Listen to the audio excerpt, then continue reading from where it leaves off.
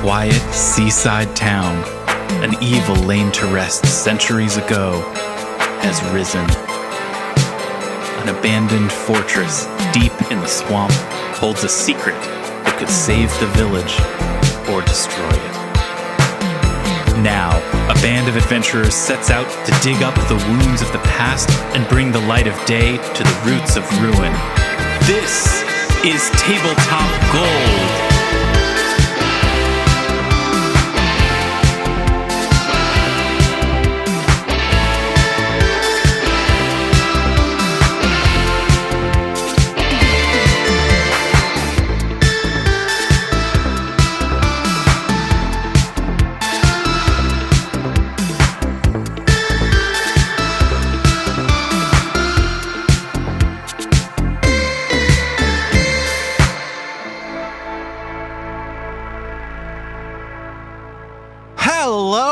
Welcome, friends, to Tabletop Gold, episode 85. My name's Lars Casteen. Welcome to the show. You're listening to the show you've listened to 84 times before. It's the 85th installment of The Roots of Ruin, our ongoing production of the Abomination Vaults. I'm glad to see you. It's nice to have you here. Welcome. Sit down, relax, kick up your feet, and drive your car or whatever it is you're doing. Yeah, if you're driving, don't kick up your feet, please. Yeah, don't do both. Pick whichever sort of relaxing or responsible thing it is that you're supposed to be doing. Given the context of when you're listening to this, don't try to do multiple things of different contexts and then wind up crashing your car or, lighting your jogging machine on fire or whatever it is, right? We all get it. I'm joined today by Robin Lange. Lighting your jogging machine on fire? Yeah, I was imagining somebody was going to smoke a joint and hang out while they were jogging, and they're lighting their jogging machine like it's a piece of drugs, right? We get that. We've all been there. Okay, then, yes. Good that time, listener. Good that time. Thank you so much, Robin. Armat Humphreys is here. Good that time, y'all. Good that time. Zoe Chernicoff is here. Hi, Zoe. Good that time, friends. Good that time. And David Chernicoff is the Tin Man, some call him, is here as well. Whatever time it is for you, dear listener, good that time. And if you have lit your jogging machine on fire, please throw it in the ocean. That's what it's called, right? A jogging machine? That's the commonly accepted term. It could be an elliptical. I'm trying to do a catch-all for whether it's a belt or a... You don't jog on an elliptical. What? We want to select, I have never heard of such a thing. An elliptical? A treadmill? No, like the regional dialect, different names for the same. Oh, I see. It's a treadmill, it's a jogging machine, I've never heard such a thing. Yeah. A jogging machine? Crazy talk. Treadmilling is what you do on it. You just go outside. Well, friends, there's something I want to tell you about. We mentioned this before. I feel like not bringing it up on this podcast would be strange and misleading, and everybody would get mad at me. Here's the situation. My wife just had a child. I'm now the father of two people, two human beings. Oh, human beings. You love it. Whoop, whoop. Congratulations. If you're on the Thank Discord you. and you saw me make a cute little rainbow hat and booties, that was for the new baby, new Casteen baby. Did you make the hat a little bit bigger just to make sure it would fit a Casteen baby? Yes, I did, as a matter of fact. It was not a newborn size. It was it was an infant size. Okay, good. That I decided to make. That's the newborn equivalent of a size 7 7/8 fitted hat, which is what it is that I wear. Wow. Mm-hmm. Wow, you weren't That's right, kidding. baby. I wasn't kidding. I've got a big I head. knew you weren't kidding. Would but he yeah. kid? Would he kid? I've never known him to. When it comes to hats and hat time. Lars, I have a question. Yeah, please, fire away. Now that you've got two of them, which one is your favorite? Oh, gosh. Well, Yeah. okay, so there's the old one, which is pretty good. But there's also the new one. There's this newer model. There's Younger, a newer model. Lighter, right? Probably easier to keep her out of trouble. So much later. My son is 40 pounds and my daughter is 7. Oh, she's a little. Can I tell you some stuff about what the birth was like? Just to open the door to this. I know that I was getting live texts about the birth. Oh, yeah, totally. From the mother. Really?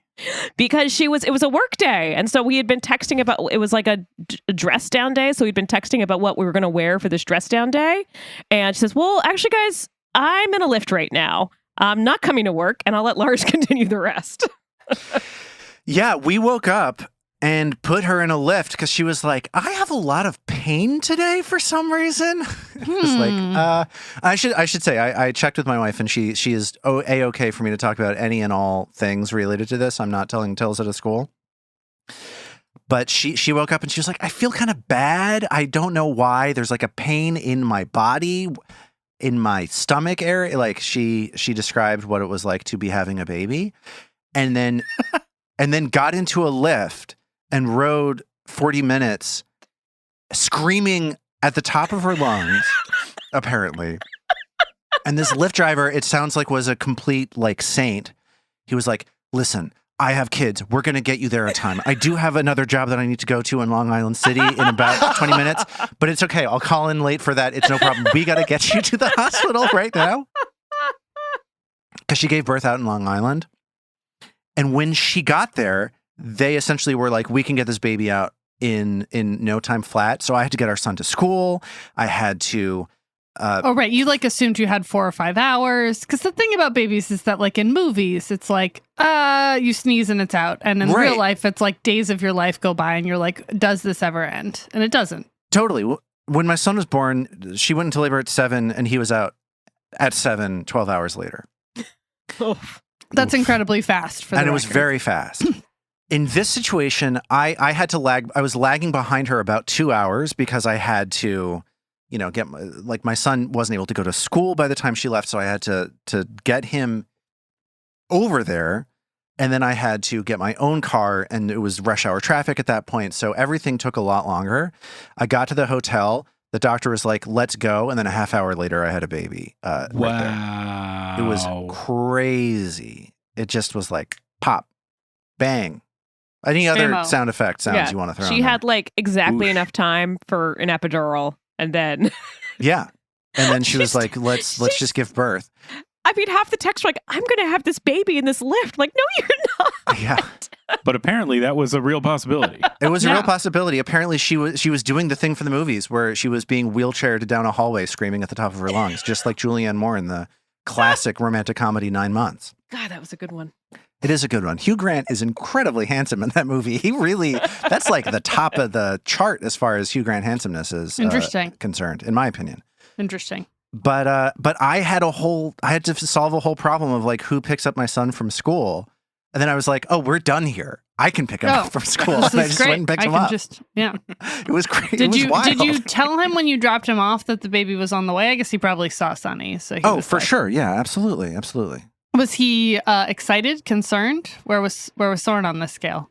He was really concerned about who was going to pick him up from school.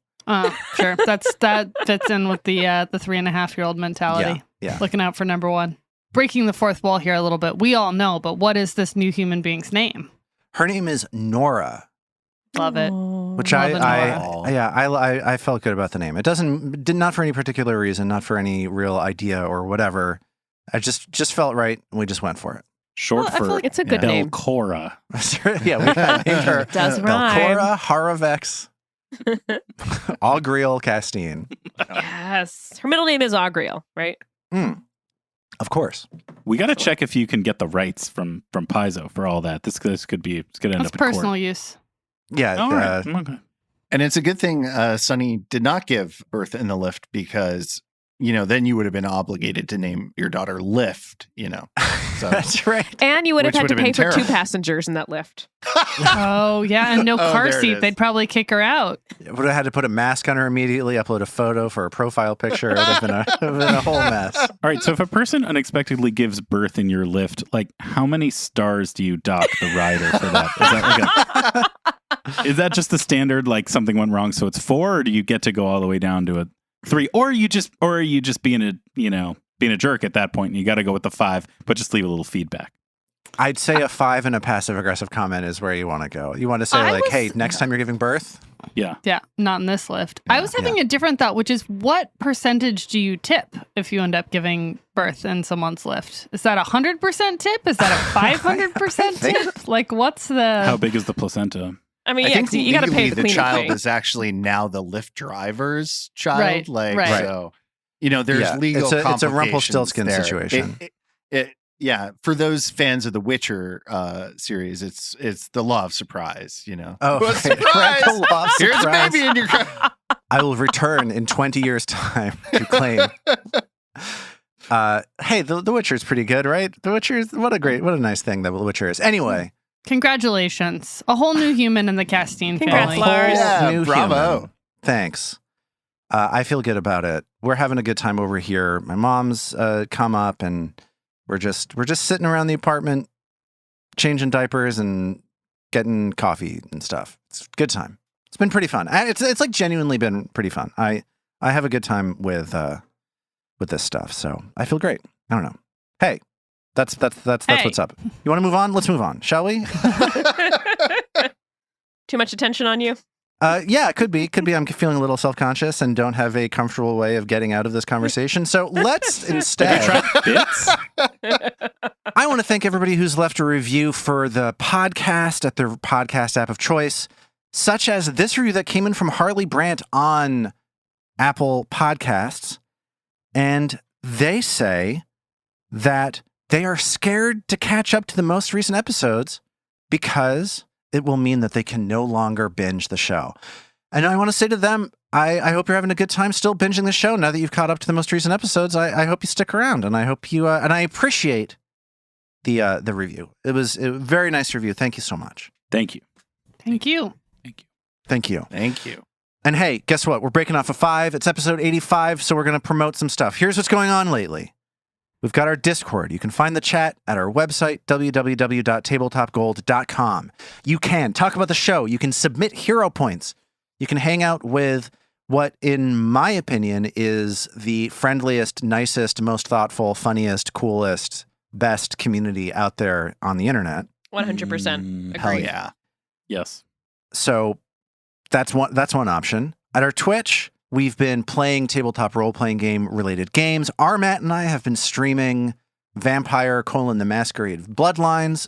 It is still a hilarious, broken-ass, preposterous game.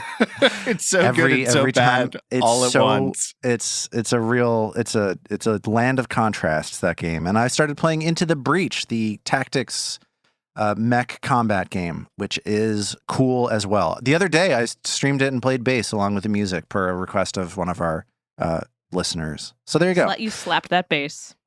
I slapped it a couple times. Our YouTube channel, you can find archives of the Twitch streams. You can find every episode of this podcast and anything else that we do video related in the coming year. You will find right there on that YouTube channel. And if you'd like to, you can check out some of the music I've composed over at my Bandcamp, larscasteen.bandcamp.com. Tons of TTRPG soundtrack kind of music that you could play for your own home game if you wanted to. Let's move on. Let's get into it. Let's play our game. Your time on the balcony above Belcora Haravex's gladiatorial arena has hit an interesting new wrinkle. Moments after defeating a duo of basilisks, you set about using some of their blood to turn the statue of a particularly large and angry-looking victim of theirs once more to flesh. But a moment after the stone covering this large creature's body fell away, you see a strangely inflated, hairless vampire thing bellowing with confused rage as it attacks. Yeah, it didn't work out too well for us. Mm-mm. I don't know what we were expecting to have happen, but I there mean, it I is. think I personally thought maybe the game would go along with the idea of the bigger one's actually going to be the nice one, so don't go for so unleash the bigger one rather than the littler one. He's like, they called me tiny. It's humorous because I'm very large. Like Augie was a boon. I feel like this, Yeah. when we get Mark, think about how helpful Mark was. This guy had kind of an Augie, Mark, stone, but screaming vibe, right? Okay, so here's the situation. Now that you've poured this basilisk blood all over this creature and the stone flaked off of this creature, exposing it, you're seeing this thing screaming, just going, ah, ah, ah. And I want to describe this creature in greater detail than I did last week, now that you're getting a good look at it. This thing looks similar to the creature, the statue next to it, which you have yet to revitalize. That creature looks like a popular conception of a vampire. Hairless, high hairline, gaunt features, etc. This creature looks like that, but has been blown up, inflated like it's been modified to be bigger and stronger than its body can support. And now that that stone is flecked away, you can see that it has hardened mirror-like skin. It has a sheen around the outside of it. And as this thing is screaming at you, you can see that it's semi-transparent. It's mirror-like, but you can see through it partially. And inside its hardened mirror-like body, you can see some of its internal organs pulsing erratically inside in this crazy staccato rhythm, ballooning and condensing over and over again. This creature looks unstable, confused, and filled with rage, and it looks like its body could blow itself apart at any moment. Oh my and God. it's wielding a strange weapon. It's a sharp metal circle surrounding a handle going through the center of it. And that metal circle has many protruding blades. And this thing looks like it is suitable either for slashing at close range or for throwing across distances. Last week, before we left off, we got some recall knowledge checks. One that we did not narrate, but that I did get on the system that we used to run the game on Foundry, was from Ao. And Ao, for some reason that I want to get into, has a sense of what this creature is. I think that her details on this are hazy, but she knows that it is a creature called a Mulvintok. And she knows that even though this thing looks vampiric, it is not undead, which coincides with Vadim's. Like Armet, you asked if you could roll religion last time, and the answer was no, it's not undead. Right. Yeah, I was deeply confused by that, actually. Which seems very strange. The other thing that Ao knows about this creature is that when it dies, the pressure from its organs can shatter this glassy exoskeleton surrounding them. And that's what you know. In like a good way or like a it's going to poison you way? Oh, yeah. Vampire pinata for sure. I don't like this. It doesn't seem like it's going to poison you, but you do get the sense that it is very, very dangerous to be around something like this when it dies because of the fact that it can explode. So I have a question. Zoe, do you have any guess, any concept as to why it is that Ao might know this information? Like, why would she hear the name Mulvintok and hear that this thing can blow up, basically? Oh, sure. Well, I think she's done, I don't know that it's been like a deep read, but I think she's done a lot of like piecemeal patchwork deep dives, like when you're supposed to be working at work, but suddenly you're on Wikipedia reading about like 4 articles in a row, that kind of thing. About various like strange creatures, right? I think creatures that I think she's on a personal level interested in like creatures that appear to be one thing but are really something else, and creatures that like are drawn to light or hide from the light. Like I think she's just she's got a curiosity about things she's never seen but that are sort of bizarre creatures. Totally makes sense to me. That's super, I love it. Super helpful. Thank you. Let's move on. It's episode 85. We got a whole new set of hero point cards, and everybody's hero points are reset to 1. You guys made so much out of those hero points last time around. Oh, yeah. That's true. It was very good. It was really something, but that is all changed now. Let's just do it. Everybody, please roll for initiative. Yeah. Roll for initiative. There's no active encounters. No active- Yeah, I'm it's all what you're experiencing is me doing a bad job, y'all. Welcome. This is the new me. Completely incompetent. You joke, but I haven't done anything correctly since our second child was born. I mean, at least you guys have good excuses in that you have children. I haven't done anything correctly for years, and that's just because I'm an idiot. I know what that's like too, dude. Dude, you should have kids. It's costless for you. You're there. No risk at all involved. Yeah, just fire away, man. Continue fucking up. I can do that. All right. How did everybody do on initiative? Robin, how did Trill roll for initiative?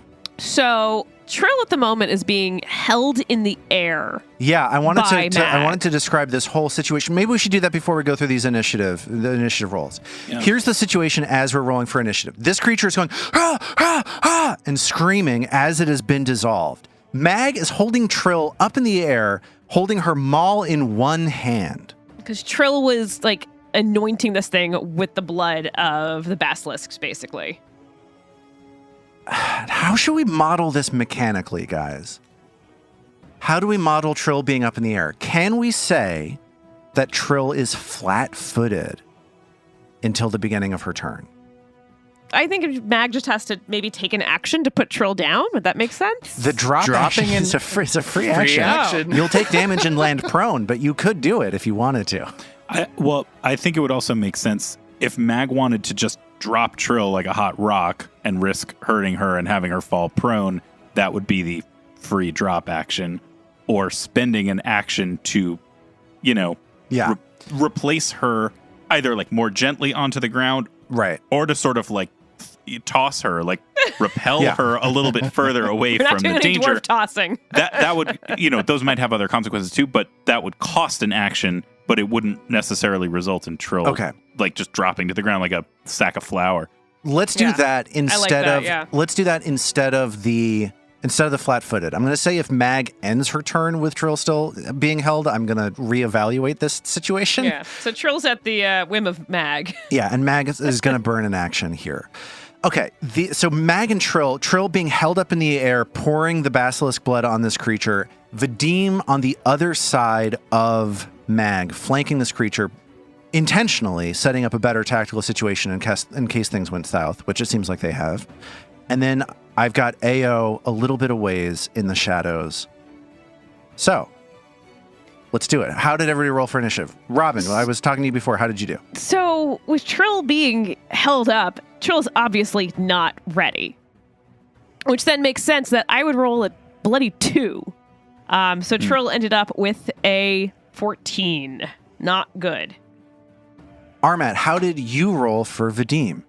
Well, I rolled a 2 on my dice, so I got a 12. So Trill can Not go kick good. rocks with her speedy 14 as far as I'm concerned. Okay, so Vadim was just like flabbergasted by Yeah, this I situation. think he was really not expecting this to work at all, Right. just like, it's going to be fun. Right. It's like if saying Bloody Mary in the mirror really worked. exactly. And let me throw this at you. You thought this creature was going to be a vampire. You're seeing this mirror glass-bodied thing with pumping, and like this is not what Vadim thought he was getting into at all. Yeah. Also, to be fair, we've just been pouring blood on it for 10 minutes and it just popped to life. Right. Like, I feel like we all might be lulled into a little bit of a, what do you call it? A lull.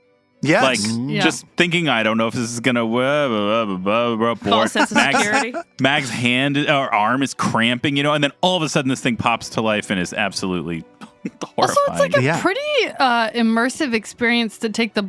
I mean, I say this as someone who throws bodies on occasion, but the blood of something you've just killed in a pretty traumatic experience, and then just dumping like frosting. You're just coating this thing. Like what's going on? It's a Yeah. grisly time.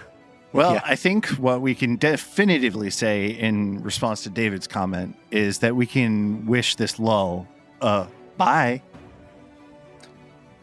Okay, Zoe, how did Lullaby? you? Yeah, no, I got it. Zoe, how did Everybody No you? one got wanted it. No one wanted it. It didn't have I wish anything. you guys could have seen the we- faces I got as that landed, just like a fart in church. Those were the It, faces like- of everyone hoping that somebody else would be the one to say the next thing, you know? Yeah, I was hoping that I myself was asleep and that I would soon wake up from this nightmare. Zoe, how did you roll for AO on this initiative? Is it okay with you if I rolled stealth? Yeah, I mean, you know that this thing might be dangerous. Like you can Okay. hide from it preemptively, of course. I think AO is done with this situation. It's late at night. She's like, let's slay some motherfuckers and get out of here. So she rolled a 19 on the die for a 31 on stealth. That might be our fastest initiative yet. I think that could maybe. be the top. Nice job, Possible. AO. Yeah. Nicely done. And David, how is Mag doing? It's a 21 for Mag, who was like not at her sharpest after all this time holding Trill up, but has been definitely on guard about what would be the results of a successful version of this sort of ritual action.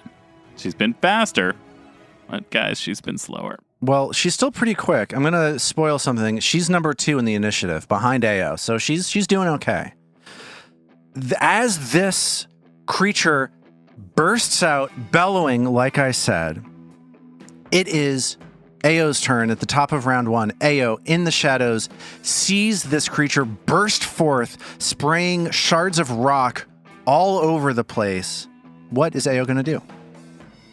So I think because she's so done with this, she's been in the shadows preparing a bit, and she has a wand at the ready, and she just goes, oh, hell no. And she uses her Wand of True Strike and then just TKPs this thing with, I think we all saw it coming, the corpse of one of the basilisks nearby. Like a water balloon filled with basilisk blood. Ugh. That was probably a faster way to do this whole thing, to be honest. To be honest.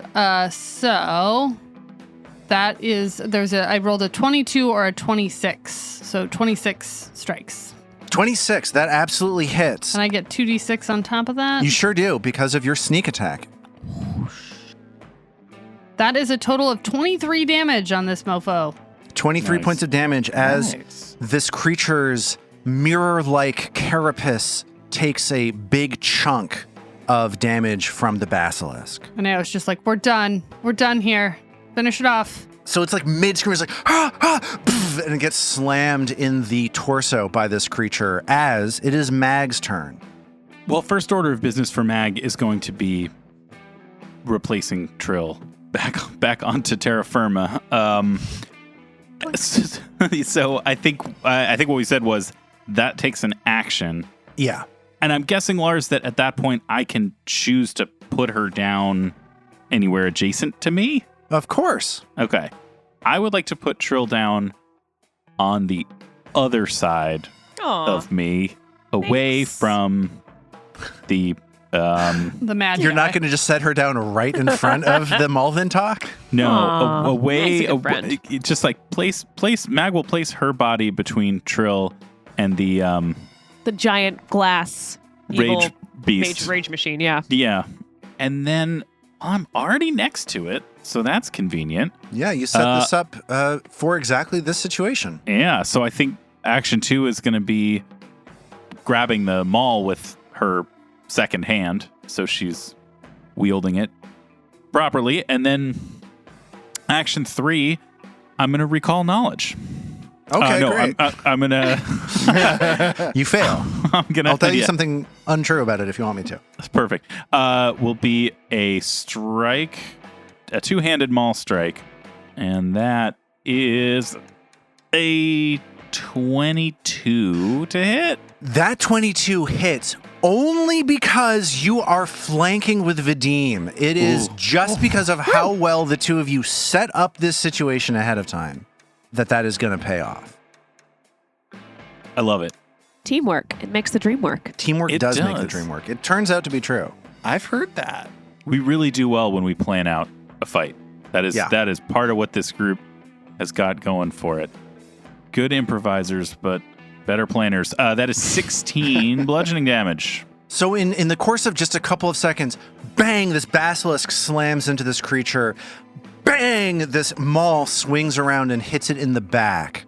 and it looks like it has gotten pretty badly hurt just in the course of the first few moments of this fight. This creature at this point screams out, "Nang nang bonobo! Nang nang bonobo!" Which, Ayo, does anybody else speak Undercommon here? Hey, who here speaks Undercommon? I think I learned it. Okay. Anybody who speaks it hears this creature yelling, "Purpose! Purpose! Where has purpose gone? Purpose is gone! Purpose! Purpose!" Just screaming. And it starts taking an action as it yells out, "Two arms! Two arms!" Again, "Yang yang bonobo! Yang yang bonobo!" And it spends an action issuing a fervent command, whipping its head back and forth, seeing that it has nobody to command next to it. It's confused about where it is. It thinks it's leading an army of creatures, and that army is not there. It then screams again, "Ah! Nang nang bonobo!" And that one just means, ah. And it swings its fist around to Mag, like backwards swinging its fist to try to clobber whoever just hit it with the maul. That is a 32 to hit. Yeah, 32 is not just a hit. That is a crit. And Mag feels this hardened, glassy meat ball of a fist slam into her for 44 points of bludgeoning damage. Yikes. Glimpse, please, if I have a reaction. You absolutely have a reaction, of course. Awesome. Yeah, so this creature is going to do it. It is so enraged that it can't abide by any of that. So that's going to be only 37 points of damage to Mag as this creature slumps over, looking weakened, enfeebled by that experience. Did the best I could do. Sorry. As the strength drains out of this bellowing beast of a humanoid creature, it is now Trill's turn. Okay. From what it was, Trill didn't understand what it was saying. Something about a purpose in arms. Just fucking kill it, Trill. Yeah, I feel like his fortitude save is going to be his better. He seems very strong, so fortitude is probably his thing. So I think I'll try Phantom Pain. Although, man, it's all mental damage. And he seems kind of messed up mentally. Yo, this dude seems weird. So is this actually going to be helpful if it's mental damage? Actually, no, I'll try Daze to try and stun it. Love right, Daze. This is also a will save, yeah. Trill's going to play some really confusing, weird, experimental music. Some math rock at it. And cast I'm just Daze. It's music about rock, yes. much more complex civics and governmental processes than this creature's able to understand. Just can't handle it. Wait, no, roll it back. Roll it back. It's rolled back. Before Consider it Trill rolled does back. that, Trill Yeah. obviously does. Oh wait, no, I can't do lingering composition because I don't think I have a focus point left. Yes, you do. Journey. You absolutely do. Oh, I do. Oh, cool. You Fantastic. refocused. Yes. Thank you. So, lingering composition. We had a haunting first. image of you playing music as the Shanrigal behemoth 100 feet away from you was twisting around in strange ways. Yes, thank you. So, first thing Trill's actually going to do is do some Inspire Courage. Okay. See how that roll works out. That roll worked out okay. That was a critical success. I got a 30. Ow! So we got 4 rounds of Inspire Courage here. Yeah, so everyone's got some good Inspire Courage now. And then once Trill's inspired some courage, that's when she does her weird math rock. Okay. And casts Daze. So And how much let's see. damage is this Daze going to throw at me, please? This Daze will do only 8 points of damage. Okay, but Daze is not really a damage spell. The question is, will I critically fail my will save? Exactly. Will you become stunned? And I rolled a 29 on my will save. Dang! Seems like this creature is not falling for your confusing music, and they're going to take half damage. That's 4 points of mental damage. Dang! But they do take all of it. And look at that bonus. That was not what I expected, that bonus to that will save. This creature seems to be relatively intelligent. That surprised me. And as Trill's surprise registers across her face, it is now, finally at the end of the round, Vadim's turn. So after shaking off the lull, aforementioned lull, he's just going to launch into doing that thing he do, which is double slice. Which is singing that thing you do to try and daze it. Yeah. That is a 27 for vigilance and a 34 for the dagger of venom. Ooh. So I Beautiful believe instrument. that's a critical hit for the dagger. It's a critical hit for the dagger because of a combination of Mag distracting it and Trill inspiring you. Hell It yeah. is another team effort. Love it. That is 38 points of damage. 38 points of damage, a huge hit from Vadim as you just continue to slice this thing away. I think I need to make a fortitude save against your dagger of venom, don't I? That is correct. Yeah. But it's only DC 19 or DC 21. Sorry. So DC 21. Let's see what happens. You never know. So the dagger of venom injects poison into this creature and it tries to resist it. It's a 28 fortitude save. Does so nicely. Wow, his save rolls are just real good in general. Yes. Interesting. Dang. With his last action, he's going to make one last strike with the dagger of venom. At map 8. Let's see what happens. Nothing. That's a 14, which I can't imagine hits. Okay, a wild slice, slightly off balance from Vadim as we hit the top of round 2. This creature has been belling, "Ah, Nang Bonobo, Nang Bonobo!" And all of you have just flown into a fully prepared assault on this creature. Mag has taken a big hit, but aside from that, the rest of you are basically untouched. The Mulventalk, this glassy, steroidal vampire creature, is weakened. It looks worse for wear. It looks like it is not able to attack with the full force of its body, which is huge. And it is now Ao's turn. Ao, you can speak under comment. Can you calm him down? Ao just mumbles to herself, "Nang nang bonobo," meaning I am not fucking interested in that. And he yells back at you, "Nang nang bonobo," which means, "What is purpose? What is purpose?" She just like rolls her eyes and she's like, "I don't know. He's on about some fucking nonsense." She's not interested in deception. She just hurls the basilisk body back drunk. at this thing. She's tired. It's been a long day, dude. It is 1:31 in the morning right now. Okay. Yeah, dang. That You is a didn't start long adventuring day. until after a day of investigating Dorian and Menhem's sickness. This is the day of the was a lifetime ago. Memorial 500. Wait, this what? is This is the same day as the this is Memorial. this is It's a very Same long day? day. this is a very Wow. long day. I did No wonder not my rolls are so bad. clock that. That was a 20 all in on the. So that one misses. The basilisk clangs off of this creature's.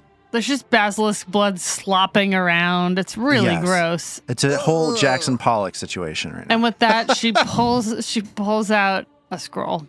And as she draws the scroll, Mag, still reeling from this massive gut punch from the Mulventalk, it's her turn. I think that would be enough to send Mag into a rage that she was a little bit more thoughtful about on her first turn. Action 1, rage. Ooh, fun new rage animation.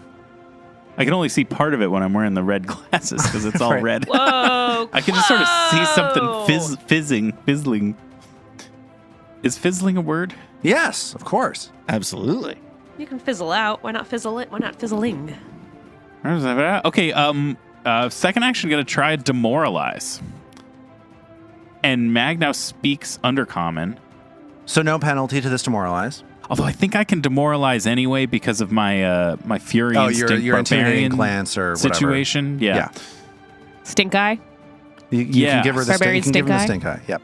But because she now shares the language with it, she can scream at it. So she'll say, "Yang yang bonobo," which means "Don't hit me." That's more verbal than Mag usually is when enraged. Yeah, that's right. And that will be a 24 to demoralize. That 24 to this creature that seems like a relatively well trained team-based fighter is not enough. They turn around and look at you, and they say, "Nang nang bonobo," which means, What is purpose? purpose is kill you, kill you, kill you, kill you. Oh, well, at least Mag helped her find her purpose. That's always nice. Mm-hmm. Wow, I'm really surprised. A 12 on the die, and I'm up to a 12 modifier. Expert in intimidation. I got a demon mask on. All right. This creature is pretty tough to trick. Well, then we better bash it. Like I said, hell nah. That is a 34 to hit. Well, that's another critical hit. So a critical hit slams into Mag. She bellows back in this creature's face and then brings the maul back around for a critical strike. Purpose And is that to critical kill you. strike. Oh, that is a minimum no. damage man. roll. Oh, so sad. Hey guys, on my D12s for only 18 damage. Oh, thank goodness I still have that crushing rune that makes it clumsy and enfeebled. Well, the upshot of that is that the worst thing about this, like it's a glancing blow, cracks form around this creature's glassy mirror outside, and it falls to the ground, twisting uncomfortably as it tries to get back up onto its feet, and it is clumsy and enfeebled as that crack continues to spread throughout its body, and it is very, very badly hindered. The damage, no big deal, but everything else about that strike, terrible. And that's my turn. And as they fall to the ground, it is the Mulventok's turn. The Mulventok, first action, stands up and then locks eyes with Mag and yells out, "Ah!" Doesn't even bother saying anything. Sure. And here comes another Listen, been there. fist strike towards Mag. That's a 28. 28's a hit. 10 points of damage as Mag again gets socked straight in the stomach. And then this creature... Can I glimpse that, please? Yeah, you can glimpse that. And I'm not going to let the glimpse go through. The creature thinks about doing this damage, pulls the punch at the last second, and does not do any of that damage. And then reaches down and in its left arm pulls a shield up to cover itself as it raises its shield. This really is a disciplined adversary in a way that most of these creatures have just been kind of I weird. guess it was a gladiator from what we know, right? Like it Oh, was likely smart. in this arena to battle. Absolutely, dude. For sure. For sure. But the Mulventok is standing its ground, looking at Mag, breathing heavily. Mag sees its internal organs continue to expand and contract like balloons powered by rapidly firing pistons as it is shaking apart, looking like it is about to blow. And it is now Trill's turn. Well, Trill always gets mad when someone attacks Mag. And Trill just shouts out, "We were just trying to help you!" No, we weren't. Oh my God. Like, Hey, not much of a yes and. like I'm teaching in my class. And she lets out Electric Arc. How much damage do I have coming from this electric arc? With Electric Arc, this is going to be 14 damage. And the Mulventok tries to dodge out of the way with its reflex to not take that damage. They succeed, but just barely, a 22, so they will take half of that damage as electricity courses through them, and you now see these internal organs sizzling with sparks inside of it. And for Trill's last action, Trill's going to prepare to support Vadim with some music. With some performance. So Trill sets up to aid Vadim with performance for Vadim's first strike, I assume? Yeah. And as Trill puts her lute-playing hand into position, it is now Vadim's turn. Awesome. He's just going to leap into another double strike and seize on this Mulventok's moment of disorientation. And Trill's performance check is a 26. That is a 25 to hit. That 25 hits. This is another one of these team efforts. It has been knocked clumsy by Mag. It's flat-footed because you're flanking it and it's distracted by Mag. The Inspire and Courage, the aid from Trill, everything puts its weight behind Vadim's attack, and Vadim connects with Vigilance. And the next hit, coming slashing down at the thing's vulnerable, exposed back, is going to be a 27. And that hits also. All right. Dear God. That is 23 damage. 23 points of damage is enough for Vadim to, finding these precise points of attack, nick into the Malvintok, and the Malvintok starts shaking around as as the various plates of its mirrory hide start breaking apart. Its heart explodes, its stomach explodes, its spleen explodes, like this chain reaction of pop, pop, pop, pop, pop, pop, and then just bang! The whole thing blows up in a 20-foot radius. And I need everybody in that radius, which is all of you, to make a reflex save to avoid taking 30 points of damage. I love when you ask us to make reflex saves. All right. The DC here is a 22 to avoid taking these 30 points of damage. How did Ao do? She's been done with this for a while. No different from the innards splashing everywhere. That's a 31. Okay, so that's a success. You take some negative damage as you were caught in this blast. You'll take half of that. You'll take 15 points. Trill, how did you do? Trill got a 32. Critical success. Trill manages to completely dodge this. How did Mag do? It's a 26 for Mag. Another success, half damage. How did Vadim do? 29. For Another Vadim. success, half damage. So all of you managed to dodge a big chunk of this damage from this exploded now A Malvintok. literal big chunk of it. A literal big chunk. And Trill is looking fine. No Trill big deal hides for Trill. behind Mag. Yeah, Trill hides right. behind Mag. And that echoes all over all over the arena. Oh, and no. you see the Shanragal behemoth on the far side of the arena as it's just wandering around. You see it stop for a brief moment as it feels this reverberation. And it stops. It's just sitting there like it's looking for more. And when that doesn't come, it resumes its aimless journey around the arena. Oh, that was close. I agree. That was terrifying. Vadim says as he wipes a piece of Malvintok spleen off of his face. Is that your eye again? Is your eye bleeding again? Why is your eye always bleeding? So I guess waking these guys up wasn't a great idea?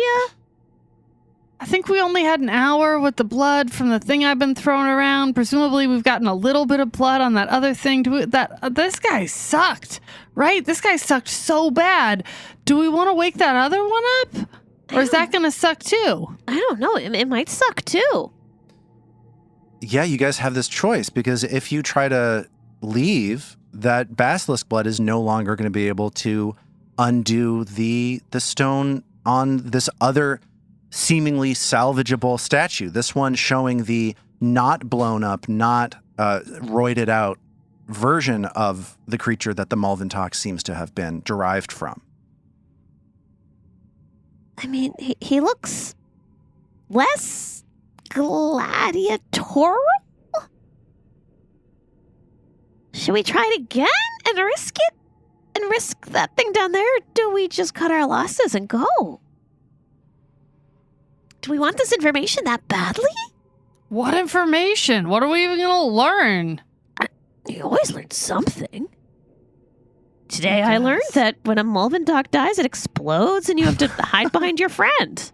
Is that what's going on with your eye? Oh, I see. And Ao's like thumbing the spleen off from under his eye. Oh, thank you, Ao. That's very helpful, actually. Mag has been looking over her wounds. She took the biggest, that thing took the biggest bite out of Mag. I have no more thirst for battle tonight.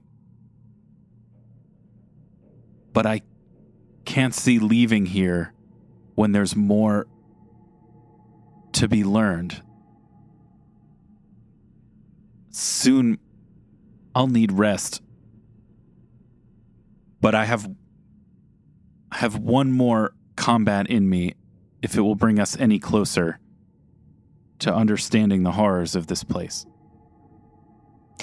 Sounds like we're pouring some more blood on this Weatherstone guy.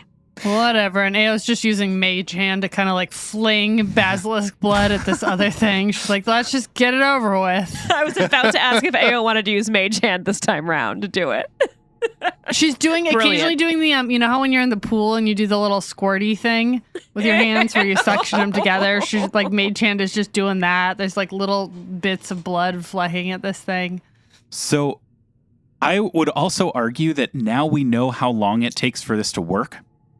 And so, you know, we're going to sit here and be like a little bit bored for the first few minutes, but we're going to know when it's getting to be time for this thing to thaw out. I think we should get some kind of like initiative bonus. Certainly I want both hands on my weapon, but I think we'd be like ready to hit unpause on this thing. Yeah, I agree. I think if you're rolling perception, I'll give you a +2 to your initiative. Yeah, I think there that for may stealth, be- that doesn't sound like that would necessarily influence that, but if you're rolling perception, for sure. And also, I want to give a hero point to David for that cool mag, we gotta fucking kill stuff speech. Yeah.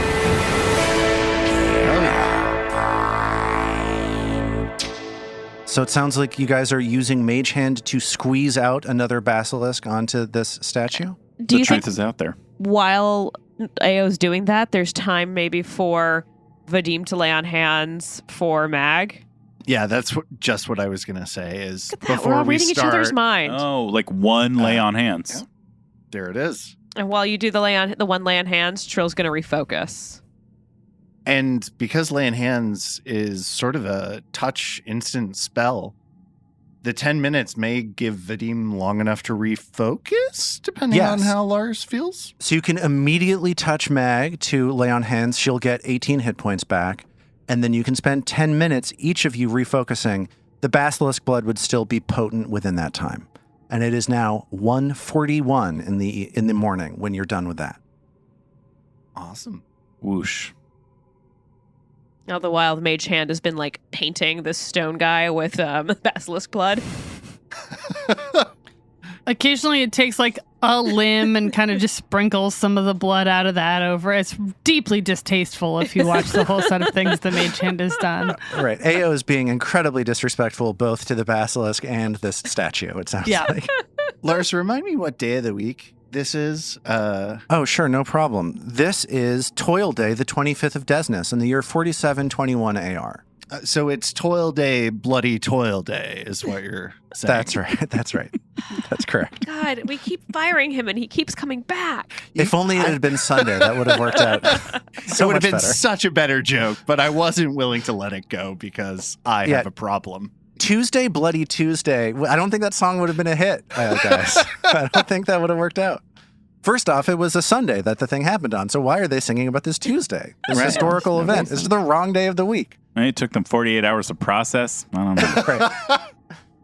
Yeah, they had to do, fact checking. And by the time it made it to press, it was Tuesday. Well, you don't I want to mean, jump with a to any shade of the blood, it conclusions. is more of a Ruby Tuesday. That's right. Or potentially, depending on the size of the Mulventalk, a Fat Tuesday? I don't know what is that, Mardi Gras? Are we that a doing thing? I Mardi think Gras that's now? Mardi Gras, right? All right, guys. So this creature, you're squeezing this blood out on this thing. Is that what you're doing? Thank That's you, Robin. right. It's Thank you. damp. Okay. So you spend 10 minutes recovering and squeezing the blood out of this basilisk onto this creature. And it's a similar thing happens. The stone flecks off of the exterior of this creature, revealing this transparent skin, this slack, sort of undead-looking transparent skin, as this vampire-looking creature is thawed out.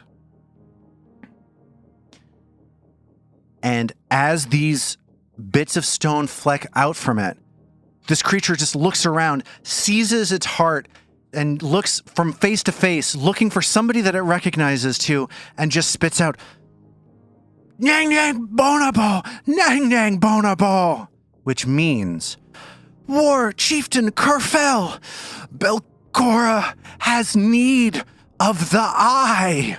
And then he grabs his heart and goes, "Ah!" and collapses on the ground, dead. What's the eye? Got him. one shot, one kill. That was the maid chant. Don't worry. And Ao stretches her fingers out and cracks all of her little fox knuckles. And they have more knuckles in there. Fun fact. Cool. Huh. Yeah. Can Ao high five her own mage hand? Yes, and she does. As this creature falls to the ground, if anybody wants to give me an occultism check to guess what this thing is, or to see if they know anything about this creature, that is something you could absolutely do. Why don't you Hidden go or not hidden? throw that in the Hidden, chat? please. Oh, you want hidden? Okay. And this is going to be not an occultism check. This is going to be a society Oh. check. Not occultism, but you said Not a occultism. I did, and I was wrong. I'm You're an a idiot. I liar, don't know what I'm Lars. talking about. Yeah, Oh. I'm stupid. Well, Ao gets to do this one then. Did it? Mag 2. Okay. So Mag isn't quite sure what this is. But Ao, Figures. looking at the body of this humanoid creature that has just fallen to the ground, recognizes it as something called an Erdifon. You're making up words, Lars. And Erdifon are subterranean creatures that live deep, deep underground, known for their commitment to warfare, known for their tendency to poison. They live in the Darklands, the realm deep, deep underground, far away from the above ground world that you live in. They live in similar areas as Morlocks. And one thing that Ao knows about Erdifon is that they are typically weak to positive damage. This is the damage of life. This is healing energy. And somehow they are not undead, but have characteristics of vampires that make them easy to confuse. Another thing that Ao notices as she looks at this creature is that it has dropped a nice-looking short bow right next to the Mulventok's nice-looking blade ring thing. Ao scoops it up, scoops the short bow up. Does a quick, is there anything magical about it? Is it just your standard short bow? What we got? She scoops it up, and I think that you guys have seen enough things like this to not be terribly confused. This is not a typical short bow. This is what's called a composite short bow, Ooh. which is a short bow that is built to allow some of the strength of the person wielding it to move the arrow faster. I don't believe Ao as a rogue has proficiency with a composite short bow, so this is something that she's not going to be able to use, but it has a +1 strike. It's +1 and striking. This is a composite short bow built to do some serious damage. And I think if Ao looks at this ring of blades, I'll just say that she knows enough about Mulventok's to know that this is something that they tend to wield. It is a weapon known as a Tomchal Chakram. It's an thank cool you. sounding It's an name. advanced weapon that does a d6 of slashing and can be thrown. This one is a +1, not +1 striking. I don't think any of us are capable of wielding that. Once that ever stopped her. But we could sell it. Yeah, this is Ao wearing armor that is too heavy for her to wear effectively. Yeah, Saying this. just dropping stuff. Vadim could probably retrain into it using the unconventional weaponry feat, but I don't think he'd abandon vigilance at all. Doesn't seem like something he'd do, no. Throw it in the bag of holding, try and sell it later. Sounds good, but let me see that bow. I might be able to make use of this. because Vadim has high dex and strength to burn. So he could actually use the composite, which has the propulsive quality, I believe, that lets him add his strength to it. It sure does, yes. Propulsive, I believe, lets you add half strength. That's And is fancy. that adding to the damage. You add your strength to the damage from this bow? Yeah, this is a bow built for Nadim? strong bow users. This is, yeah. Yeah. Wow. Well, if Mag were ever far away from stuff, this would be. I mean, Mag has a. I gotta say, being far away from stuff is pretty great. The attack Yeah. roll, David, is still dexterity, though. Right, So- right. Yeah. Yeah. So you can miss and then add your half of your strength modifier to the non-damage that you're rolling. We just put them in the bag. Yeah, it Yeah. sounds like you're tucking the Tom Chal Chakram into the bag, and Vadim is holding on to this +1 striking composite short bow. Sounds good. And we are super confused by this thing's dying words. Yes. Aye. Yes. War Chieftain Kerfel. Belcora has need of the eye. Well, here's the thing, though. Like in Aklo, Nang Nang Bonobo is eye, but Nang Nang Bonobo is teeth. So, like, it could have been on about the teeth. We just don't know. But is it like the eye of? It must be something that their ancestry, that this culture has. Like that's the only thing I can imagine. Or some sort of magical artifact to be used to further Belcora's plans. I don't know. When I think of an eye at the top of a lighthouse, I imagine some sort of talisman, something to focus or to amplify Like the strength of the beam coming from the lighthouse. Something to replace those lenses. yeah, like a lens, because we have lenses in our eyes. Ah.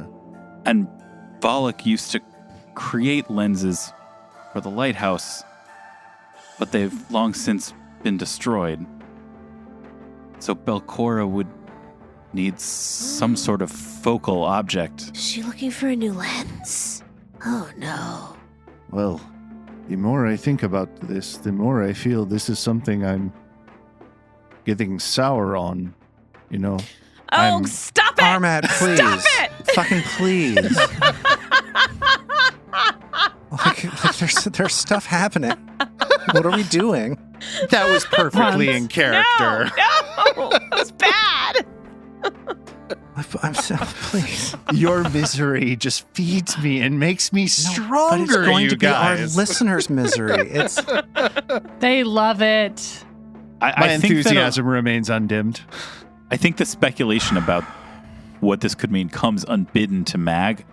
I also think within just a few moments, just the sheer fatigue and weight of all of this combat, Mag is still at, a little above half health here, so she's also physically flagging. My friends, I feel as keenly as any of you the urgency to act, and therefore the urgency to understand. I think we know by now that anything we find beneath these floors has the potential to be cast outside and bring terror and ruin not only to Otari but beyond. You're absolutely right, Mag. Vadim furrows his brow as he looks over at Mag. And I fear we have not seen the worst yet. As we progress further and further down into these vaults, we encounter greater and greater horrors. I think perhaps we should return to town for tonight, rest, and begin again in the morning. I agree. And Hale's getting really cranky. Yeah, I'm she not. has been testy, hasn't she? She's always like this when she doesn't snack. Matt, give Hale something from your belt. And Mag reaches into her belt and gives Ao a sandwich. Yep. Got a nice Ao little cold Kinda pack. like, yeah, it's kind of like a wrap. I don't know. It's more like a wrap. It's more Ao like a sort wrap of- than a sandwich. Sort of a pita. Unwilling to admit that she needs the help, like takes a sort of bite and then kind of like rolls her shoulders and then, as best I can describe it, sarcastically turns into Norman and looks at everyone. She's like, "You guys want to go get a drink? It could be fun." Oh, let's head back to town. Oh, I'm so sad you guys are heading back to town. If you had tried to heal up, you would have hit 16 hours awake, which would have put the fatigued condition onto all of you. Along with doomed. Who doesn't want to be doomed and And fatigued? fatigued. Sounds great. Sounds Are Are you guys sure you don't want to fantastic. hang out until 2 a.m.? Come on. No, we're done. We're good. Ah, okay. Fine. You're cowards. Afraid of the fatigued condition. I was so pumped. I was like, I think they got up at 8 a.m. probably. That means 2 a.m. we're cruising. Oh well. I didn't realize it That's had it. been so long. I didn't realize it was the It's been same a really day. long day. It's been a long day. We've reshaped monuments. We've Yes. been Yeah, we had a- haunted by a weird ruby. Judge that whole competition. Yeah. Investigated a teenager's collapse. Gosh. Like, I assumed there was like a day of rest between the two. So did No, you decided to head in for a night of exploration, and what a night it's been. Whew. As you're working your way out of the dungeon, you reflect back. You mentioned the Atari Memorial 500, other things that happened today. You made this strange deal with Augriel to help him build and manage a clinic for the undead. Oh, God. That was the same. We did. Yes. With the promise that he and his patients will abandon their undeath once your quest is complete. Vadim, what were you thinking? You've battled these unsettling flesh-warped monsters on the set of stairways around the deep pit. You've held on for dear life against a duo of ball-shaped creatures that attempted to push you into a watery pit filled with hydras. They were adorable. They were.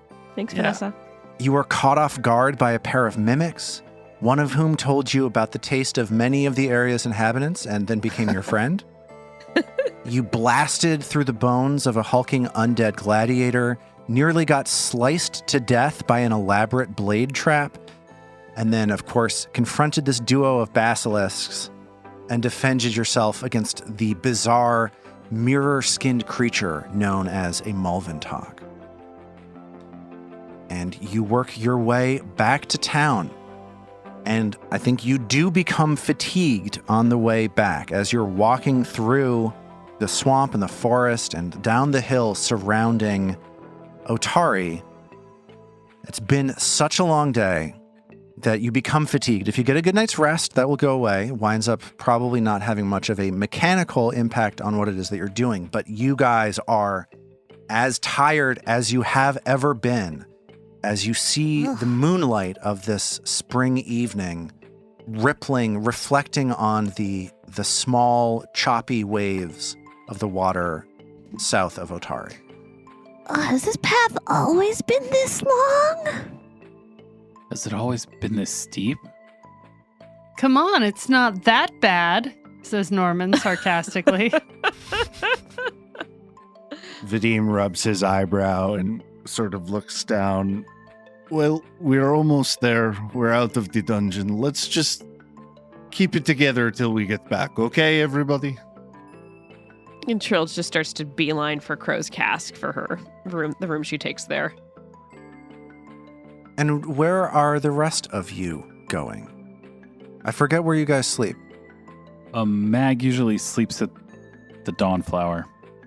Norman, feeling he's proved some sarcastic point that didn't translate to anyone, changes back to AO at the tent flaps to Rin's and goes in there where she sleeps. Vadim follows Trill because he's also staying at Crow's Casks. Oh, he's not sleeping along the river tonight? Oh, no. So you guys are heading back to your respective homes. And as Mag I wouldn't say sneaks, but you're walking respectfully and quietly into the Dawnflower Library. Trying, yeah. I like the idea that Mag sleeps in like the dormitories of the Dawnflower. You see Vandy Banderdash is sleeping at a table that you walk by. And she raises her head sleepily, maybe not even aware of what it is that she's saying. She raises her head off of the table that she's fallen asleep on in the midst of some research. She looks at Mag and she says, "Oh, Mag Daruna, you're back. Good. Good.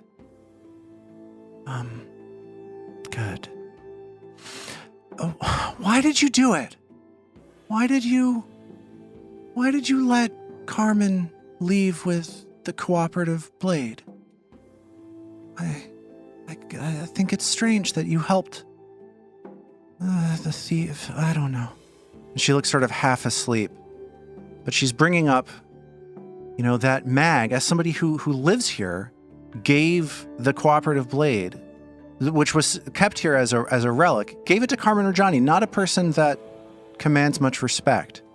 And she's kind of like bleary-eyed, half asleep looking at Mag. It seems like this is something that maybe she would have brought up during daylight hours, but is just too formal to do. And Mag, the last thing Mag was expecting or seeking at this late hour is conversation, is interaction. Mag is spent. She stops where she is,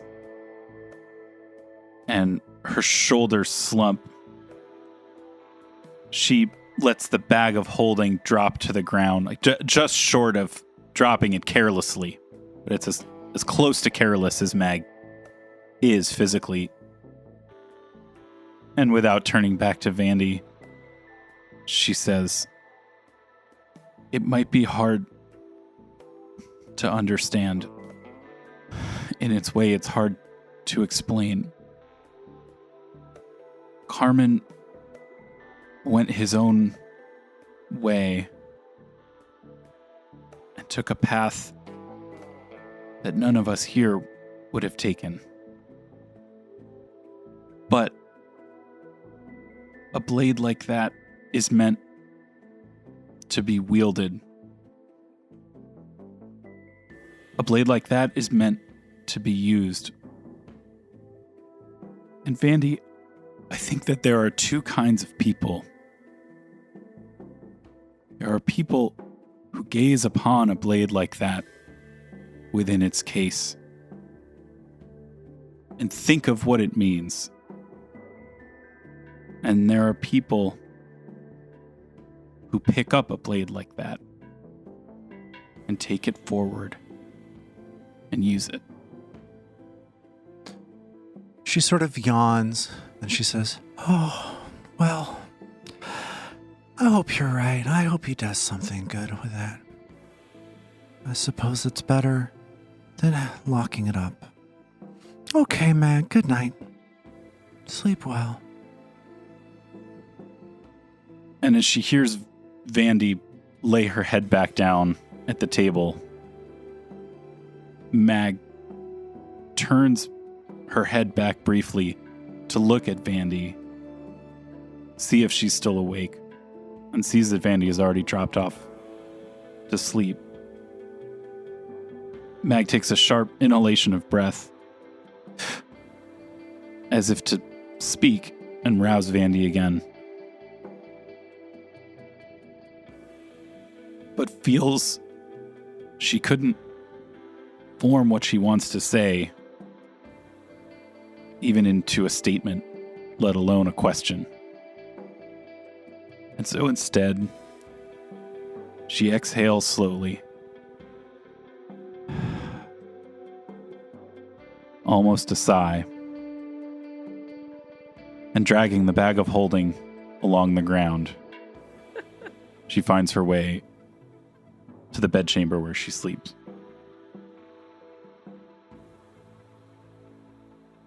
You spend the night sleeping late. It's 10 o'clock in the morning by the time you've rested enough to feel recovered from the previous night's adventures. And David, I want to ask you a question. In the morning, do you think that Mag has a tendency to take inventory of the contents of the bag of holding? And to make sure that all of the various pouches and containers are containing what they should? I think after a day that's that long and with as many things coming in and out, yeah, I think probably at some point in the morning in the course of maintaining the rest of her gear, you know, her armor and her weapons and sort of checking things over, I think she would go into the bag of holding. I don't know if this is an everyday thing, but I do think it's a today thing. After She needs to update the index. That's right. Well, and make sure that the Dewey Decimal System is right.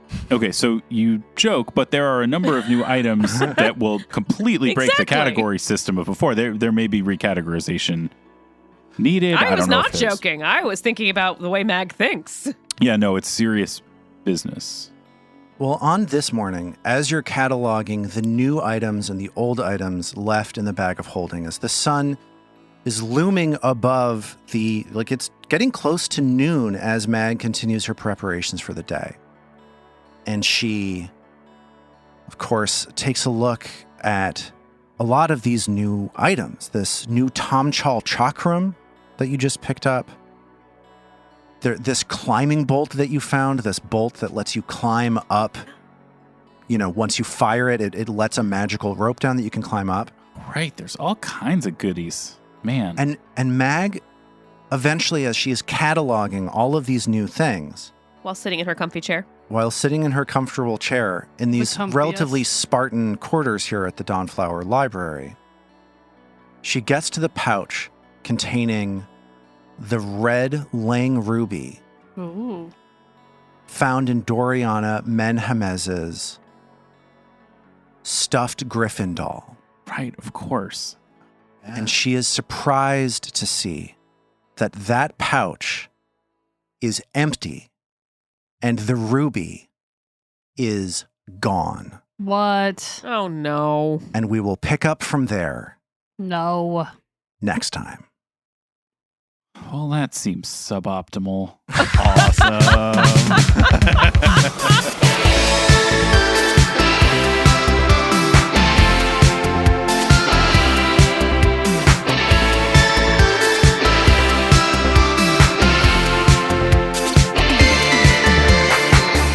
The Roots of Ruin is a Tabletop Gold production, produced under the Paizo Incorporated Community Use Policy. The Roots of Ruin uses trademarks and/or copyrights owned by Paizo Inc., used under Paizo's Community Use Policy. We are expressly prohibited from charging you to use or access this content. Paizo does not recognize, endorse, or sponsor this project in any way. Original characters and content are the property of Tabletop Gold. For more information about Paizo Inc. and Paizo products, visit paizo.com. We at Tabletop Gold would love to hear from you. Email us at letters@tabletopgold.com and find all our social links at tabletopgold.com.